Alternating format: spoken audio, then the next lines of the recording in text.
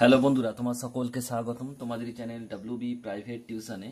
আজকের এই ভিডিওতে আমরা রায়মার্টিন প্রশ্নবিচিত্রা 2025 নবম শ্রেণীর ভূগোল বিষয় যে তোমাদের দ্বিতীয় ইউনিট টেস্টের জন্য 7 নম্বরের স্কুল রয়েছে, হাওড়া জেলা স্কুল, পেজ নাম্বার 475।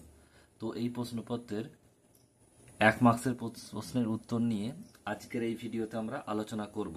তো চলো ভিডিও শুরু করা যাক। একের দাগে বলছে সঠিক উত্তরটি নির্বাচন করো। 1 প্রতিটি অক্ষরেখা পৃথিবীর অক্ষে যে কোণ উৎপন্ন করে 90 ডিগ্রি। 2 গ্রিনিচের সঙ্গে ভারতের প্রমাণ সময়ের পার্থক্য হলো 5 ঘন্টা 30 মিনিট।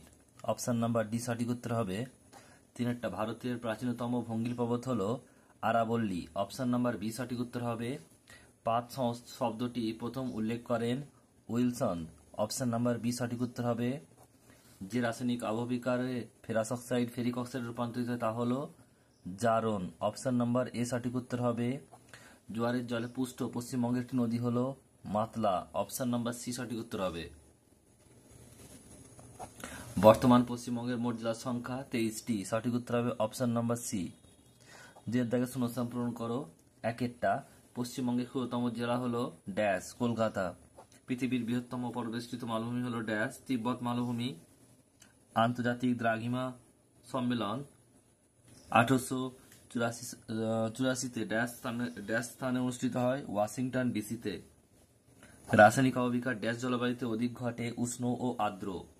3 দাগের প্রশ্ন বলছে মূল মধ্যরেখার মান কত? 0 ডিগ্রি। কোচবিহার জেলা কত সালে পশ্চিমবঙ্গ অন্তর্ভুক্ত হয়? এটা হবে 1950 সালে 1 জানুয়ারি। নেক্সট হচ্ছে রেগোলিথ বলতে কি বোঝো? দেখে নাও কি লিখবে। মৃত্তিকা সৃষ্টির প্রথম পর্যায়ের আদিশিলা যান্ত্রিক ও রাসায়নিক আবহবিকারের ফলে চূর্ণ বিচূর্ণ হয়।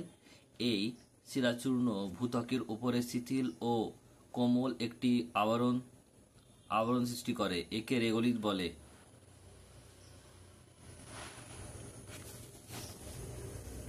এরপর হচ্ছে দেখো 4 বলছে মোনান্ডক কি? লিখবে সমপ্রায় ভূমির মধ্যে সজ্জিত শিলায় গঠিত অনুচ্চ পাহাড় বা ঢিলাগুলিকে মোনান্ডাক বলে।